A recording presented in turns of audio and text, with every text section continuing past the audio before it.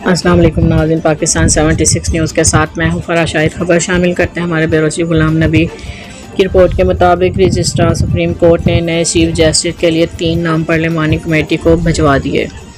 اسلام آباد نئے chief justice Pakistan کے لیے 3 نام پارلیمانی کمیٹی کو بھجوا دیے گئے ہیں۔ ذرائع کے مطابق سپریم کورٹ کے رجسٹرار نے چیف جسٹس پاکستان قاضی فائر عیسیٰ کی جانب سے 3 نام خصوصی پارلیمانی کمیٹی کو بھجوا دیے ہیں۔